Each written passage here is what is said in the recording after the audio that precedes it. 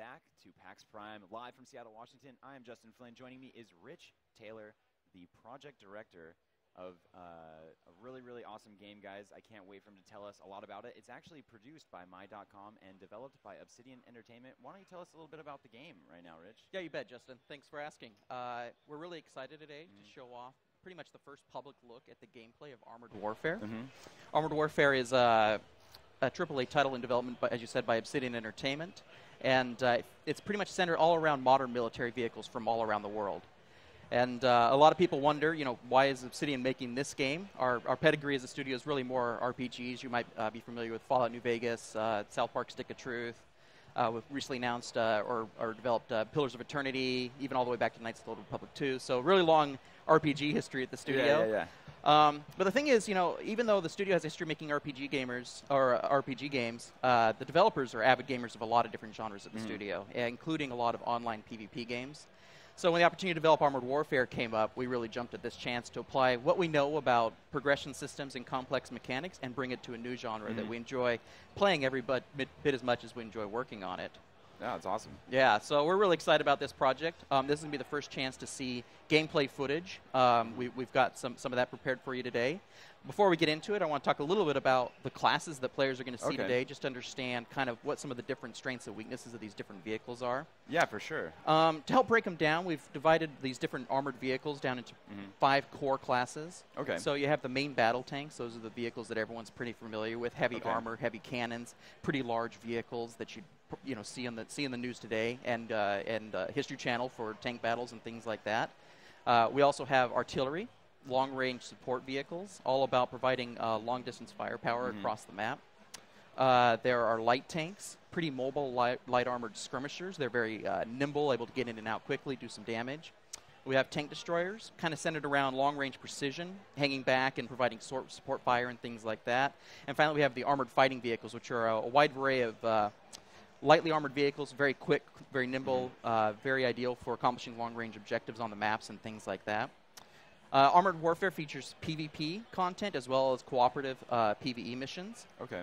Today we're going to show gameplay footage of about 2/3 of a PvE mission. So with that, I'd like to go ahead and jump in and show that to you. Awesome, guys. Looks like we're going to jump into some gameplay right now. I'm really excited to see this because you guys are a really well-known developer. That's like no joke. Yeah, thanks. Yeah, this project's been really exciting for us to tackle. A lot of new challenges, but a lot of exciting new things we get to do. So we're going to actually show some of the vehicles that you'll see in today's video. So this is the T-80 main battle tank out of Russia. It's armed with a 125 millimeter tank cannon there. A very powerful vehicle. So some really early gameplay footage, though, by the way, that we're seeing here. Yeah, this is all pre-alpha. Okay. So this is the Challenger 2 main battle tank out of the United Kingdom. It's a very heavily armored vehicle. That's the Palmyra. It's an artillery unit from Italy, actually. Oh, so some authentic tanks. Yeah, so these are all real-world vehicles. Wow, that's so awesome. Yeah. So this is the M109A6 Paladin, an artillery piece in use by the United States today, actually. So that's a very modern America. Awesome. So this is the Stingray 2. It's an example of a modern light tank. Very lightly armored compared to some of the things we've been looking at, but it's a lot quicker as a result. Still armed with a very powerful cannon. This is the FE510 here. It's a armored fighting vehicle from the United Kingdom. And it features a smaller barrel there. That's actually an autocannon, which means it fires very rapidly. This is the BMP-3, a armored fighting vehicle out of Russia. And that tube there on the top is actually an anti-tank guided missile launcher. And we'll see those in play today, too. This is the LAV-150, an example of a wheeled vehicle in our game. This is also a armored fighting vehicle. Yeah, those actually all look really, really cool. It's awesome that you've adapted these real vehicles. Yeah, and we've kind of divided them up with different strengths and weaknesses. This is the M1128 mobile gun system. This is actually a wheeled tank destroyer in use by the United States. This tiny thing is the Weasel 1 from Germany. It's the smallest vehicle in our launch lineup. Sometimes we call it hard mode. This is LAV-600, another wheeled tank destroyer armed with a heavy tank cannon there, but it doesn't have a lot of armor on the hull. So in Armored Warfare, players are going to collect these vehicles, but they're also going to upgrade them. So what we're looking at here is some footage of the Challenger 2, and there's kind of a before and an after shot here. You're seeing the Challenger 2 as it looks when the player first gets it, and then you're seeing what the Challenger 2 looks like when it's been fully upgraded with an armor upgrade kit. So you can see the cage armor applied to the back there. That helps defend the vulnerable locations. and that heavy armor plating on the side too. That is too rad. I love that element of depth that you're adding to this game. It seems like, on the surface it seems simple. We got some tanks and they're, blasting each other, but then, you can upgrade them, and that's so really cool. It's awesome. And we really want players to see those upgrades as they put them on the vehicle. So in Armored Warfare, players take on the role of a commander of a private military corporation. As that commander, that means every player has their own base, their own arsenal of vehicles, and their own personnel to train and manage. So players are going to make progression through the game by participating in PvE content and taking on PvE missions in cooperative scenarios. Today's example is a 4-player mission against enemy vehicles. Yeah, I've seen so we got a base here. Is this your base? Yeah. Yeah, so every player's going to have their own base that they're going to manage. Oh, that's We're so going tight. to talk about that more in detail at a later time, but just kind of a sneak peek there. Oh my gosh, that's so sick. All right, so we got an overhead. Yeah, map so this here. is the first map we're going to show off today. We call this map Oil Fields. The teams are actually going to spawn at one of these 3 spawn points that you see on the map there. The primary objective is for the vehicles to move out and take out these 3 weapon storage depots that will be scattered around the map. Players also have a secondary objective, and that is to take out these 3 surface-to-air missile sites within 5 minutes. But the secondary objectives are optional. Players are just encouraged to accomplish them. They would receive more rewards and progress after the mission if they're able to pull them off. So here we are actually jumping into the map itself. You said earlier this is some of the first gameplay footage that anyone's really ever seen? Yeah, we haven't shown pure gameplay footage like this to date, so this is the first time being able to check it out. Wow. Right here at the start, you see a plane getting shot out of the sky, just reinforcing the danger of those surface-to-air missiles that you've been tasked to take out. Yeah, he's having a bad time. Yeah. So on the side there, you'll see the players have their objectives list, including the secondary objective of taking out those surface-to-air missiles. They have 5 minutes to do it, otherwise the next flight of planes are going to get shot down. So that's part of the background narrative of kind of what players are engaged here. We nailed them. So here we have the T-80 with its trusty battle log in the back there. That's the Russian main battle tank. Now, can you switch between tanks? No, each player is in control of an individual tank. We're just switching camera view just to give you an idea of kind of how the different vehicles are playing. Perfect. This is the Stingray 2, and what he did there is he actually just fired off some smoke grenades. Smoke grenades provide essentially temporary cover from being spotted by the enemy, and so he's able to do that. You can use that opportunity to go take some cover, or get out of the line of sight, or finish someone off before they can see you. It's kind of one of the examples of different options the players have to equip their vehicles with. And I see a couple different views here, like they're using different cannons. Yeah, well, they're able to switch to a first-person view to line up those shots a little easier. Okay. So this vehicle here is actually the Leopard 2A5. It's a main battle tank, a very powerful machine out of Germany. Mounted on the back of his turret there is an example of another piece of modern military technology. You can see that little thing sticking up in the back there. That's R2-D2 looking? Yeah, it's an active protection system. It's designed to intercept and shoot down incoming enemy missiles. So it's a powerful defensive option available to some of the higher tier vehicles in the game. Cool. Actually looked a lot more like Wally. Yeah, it's Wally, but he shoots missiles down. So tight. It's wartime Wally. So here we have the M1128 MGS we talked about a little earlier. He's just taking some long-distance shots there. So we actually model the armor on these vehicles. So there are vulnerable points. There are hard points that are very difficult to do damage to. Okay. So players will typically want to go for either sides or the backs of the vehicles because the fronts tend to be a lot more armored. And he took some damage there. Took a pretty heavy hit. Yeah, I see Tank that. status is down on the bottom left there. And the yellow highlighted items are kind of some of the damaged items. Okay. And players can actually repair some of their damaged components. So things like treads can be broken, the engine could be damaged, maybe your cannon's damaged. That's a very bad time. But players are able to repair those and get back into the match at least once per match, provided they bring in the proper equipment with them. Okay. Yeah, it's cool. So he's being targeted by some enemy artillery there. You saw that shot coming in from a distance from somewhere. Yeah, it looks like he was taking a little bit of cover. Yeah, So you kind of have to calculate some of your shots there. Yeah, those arcing projectiles, they can be intercepted by either a building or a hill or the terrain or something like that. So kind of have to find that right angle of fire in order to get those shots on these mobile guys. But for them, the team has to use the cover defensively in order to not be taken out by the long-distance fire. So they cleared out the objectives down in the southern area of the map there. They're now going to go ahead and move on up towards the north. You can see on the mini-map in the bottom right, those large blue circles kind of indicate the next points of where the objectives are. So again, this is that Leopard 2A5 with the active protection system on the back. Leopard 2A5 was actually the first vehicle that we modeled internally. So it's kind of always been our test bed for every new feature we put in the game, including that camo net that you can see on it. It just fired an anti-tank guided missile. It's got the active protection system on it. So it's kind of always been like every company come up with a new military toy to put in the game, it usually goes on this tank first. It's just kind of been a fun tradition at this point. Oh, sick, a little water action. Yeah, as long as it's shallow enough, you're okay. You don't want to. This thing is not going to go go swimming in the lake. It's not going to James Bond just straight up turn into a boat and No. just take you wherever you want to go. Forget it, I'm out of this battle, guys. Yeah. Not even trying. Done. Just bailing. No, so it's safe in the shallow water though. So that's totally fine. That's cool. That's awesome. There's a ton of different terrain. This map seems pretty complicated here, like or not complicated, but like diverse. Mm-hmm. Yeah, and this is just one of the examples of many environments that we're featuring here in the game. You know, we're all taking the players to some traditional desert-looking style maps, some interesting-looking refineries and factories. We have a port city is one of the maps as well. We also have a winter snow blanket city. So a lot of variety on the different maps, and the artists go crazy, which is making them look awesome.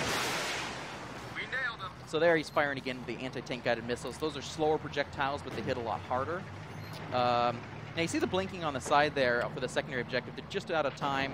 Yes. They only got 2 out of the 3 surface-to-air missile launchers, so unfortunately, one of those planes isn't going to make it out of here. Yeah, way to go, team. Yeah, great job, guys. Yeah. But you know, ideally the players will take out all 3 of those and get those planes across safely and receive the additional reward too.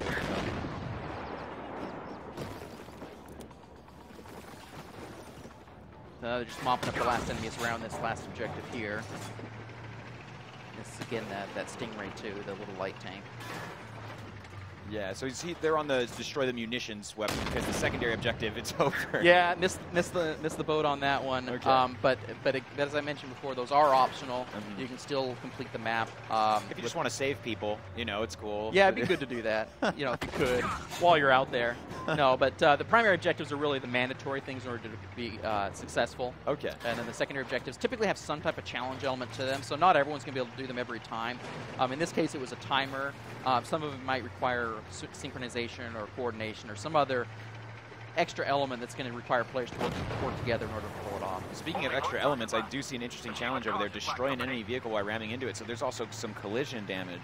Oh yeah. There's so the vehicles can ram each other and do damage. Challenges that, like the one listed there, is something players have for themselves. So he has that challenge. The other players do not have that challenge necessarily. They may have some other challenge. Okay. But yeah, there's definitely ramming damage, collision damage, things like that. In fact, there is, in this example, we actually unfortunately have some friendly ramming damage. That Stingray 2 is getting a little too close there, and he ran into the back of the other guy and blew up. So not looking good there for the team. We do have respawns in this example, though. The PvE mode would feature respawns, even though the PvP mode, you'd pretty much have your one shot and you don't want to blow it. So that's a little bit of generosity on the play versus environment side.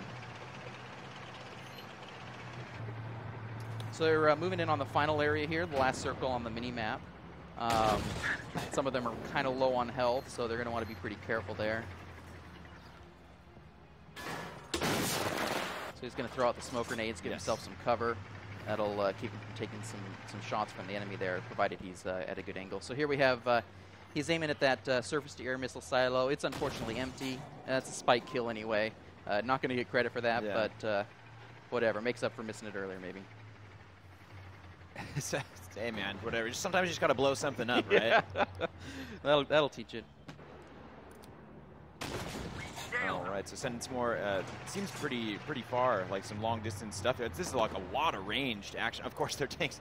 Of course, there's gonna be some ranged action, but yeah, there's some seriously awesome long distance shots here. Yeah, so the players can go into that first person perspective just to better align up that shot. So it looks like they're gonna blink the area with smoke grenades here, get some final cover while they mop up those final enemy vehicles. But yeah, the vehicles are designed to engage at a variety of ranges, so they can, like, especially those tank destroyers I was talking about earlier, very, very high accuracy from a long distance. Vehicles with anti-tank guided missiles, you can guide those in from long range, also very effective. Now, remind us again for people that might have just popped in and maybe they just got here 5 minutes ago and they're like, wait, what am I watching right now? watching Armored Warfare, of course, and there's quite a few different tanks, like you just said. There's these long distance tanks. Yeah, so you know, big here you have ones. this main battle tank here and another one to his side. We got the tank destroyers on the wheels over there, and then a small light tank in this match. So we're not showing the artillery one in this, and we also don't have a armored fighting vehicle in this particular match. Okay, and there's 5 total. Is that how many? you Yeah, said? five Okay. vehicle classes. Cool, cool, cool. So at this point, the players transition on to the next map in the series. This is one we call Refinery. And unlike the last one, their spawn points aren't random. They all start on one side of the map, work their way over to engage a very entrenched enemy, and they pretty much have to work as a team. So they start out having to work their way across an open field, a very dangerous area where they can be shelled from a distance. And then they'll work their way into that refinery over there. The objective is to get to the center of the refinery, get that capture point in the center, and then they'll win this map. So this is the second out of what would be 3 missions. We're only showing 2 today. Okay. Or three maps in a full mission. Yes. So we're seeing about 2/3 of a full PvE playthrough for a team.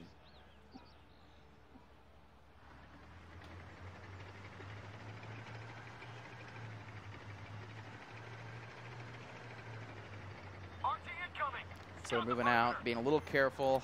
As I mentioned, the first part's kind of in the open, so they have to figure out how to engage that enemy without just being easy targets. So they're kind of working their way over that hill there.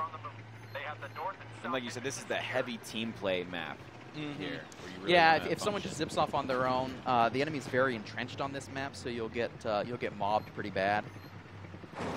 But as long as they work together, they'll be just fine. Now on this map, there's a new secondary objective. This one's timed as well. It says destroy the fuel shipments, and they've got 3 minutes to do it. That's actually marked by the blue circle on the mini map on the north east corner there, and that's basically a train that's going to take off in 3 minutes. The objective is to go blow up the fuel tanks on that train before it gets out of there, and because it's so far back in the map, this is a situation where you kind of want one of those fast little AFVs.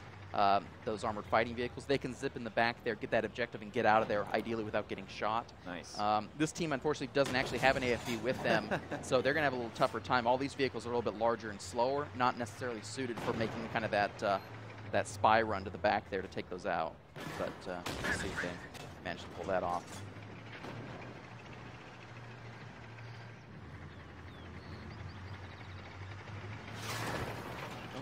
Missed getting blown up there. Good dodge. Yeah, barely. Yeah. That's some of that dangerous long-distance fire. If that I was mentioned. real life, could you imagine? You probably would just be like, I'm done. Yeah, it'd be pretty terrifying. The shockwave alone would certainly do a number on you. I'm out, guys. I'm turning this into a boat, and we're hitting the water. We're going for the river. Head for the river. So, I think we talked about a lot of the overlays here, but we might not have really discussed what's going on at the bottom of the screen here. We got a couple different missiles, it looks like, that you can fire. Yeah, there's some different types of ammunition available to the vehicles. In this case, you have 2 different types of shells on the Stingray 2 here.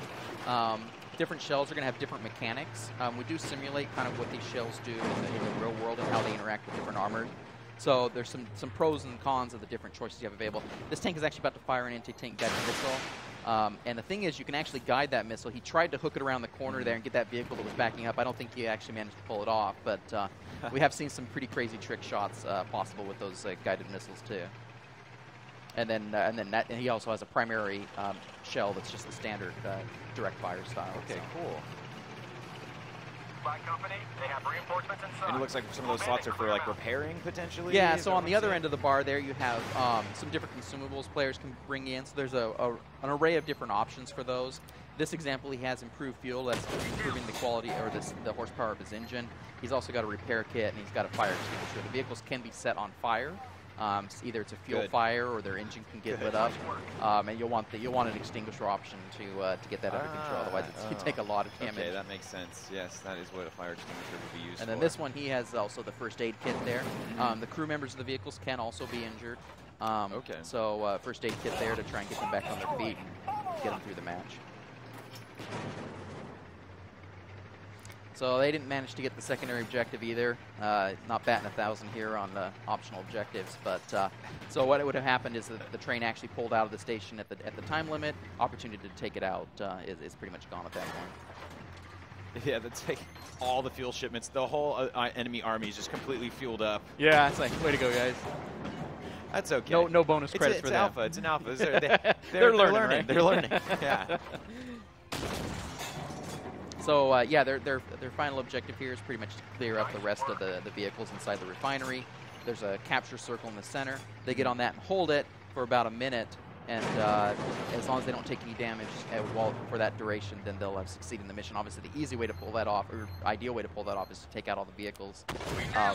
Sometimes players figure out some other tricks for finishing it even without destroying all the enemy vehicles, and still being able to take that capture point. So there are some different options there.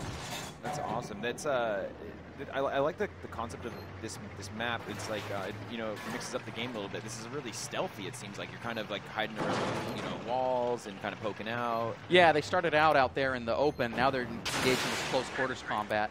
So APS, knock down a shot. so right here, what just happened is that these things are firing missiles.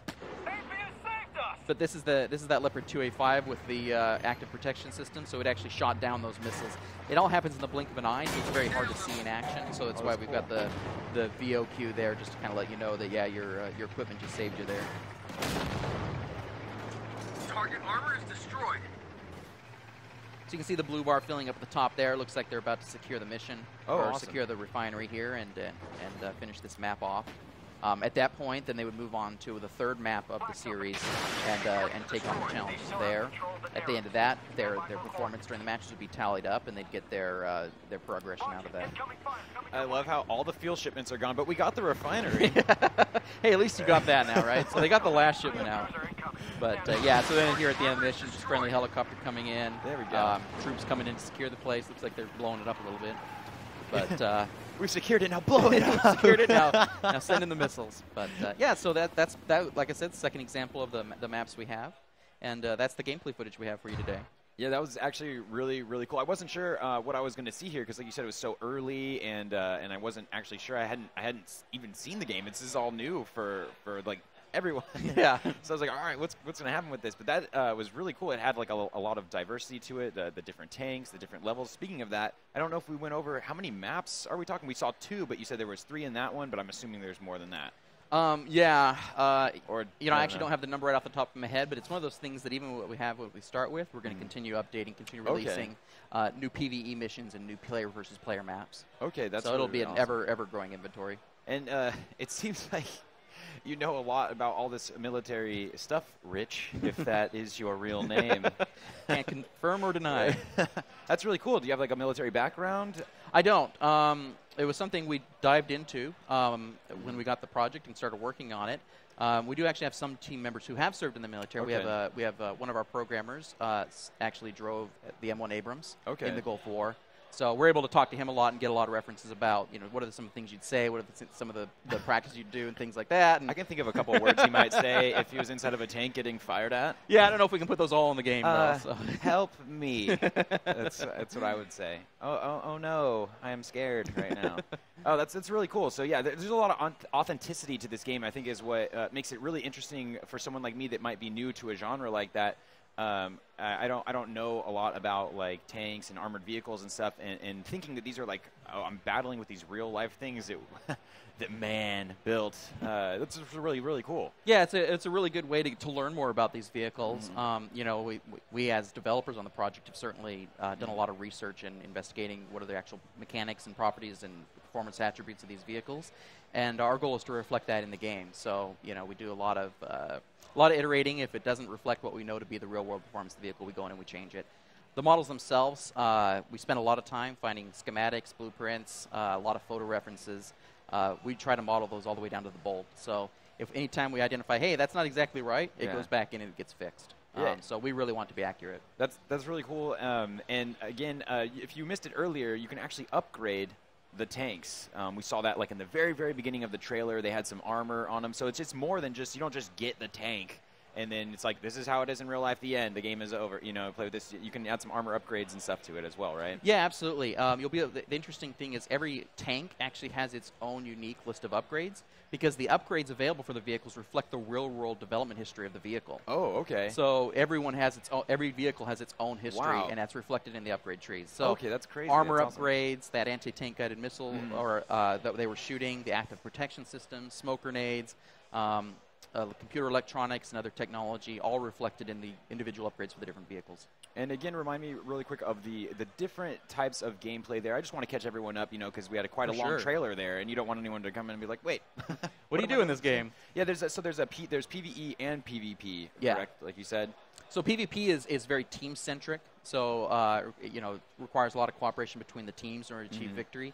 And for players who aren't really into the PvP so much, we have the PvE mode, and that's like the example we saw where players are working together against enemy AI.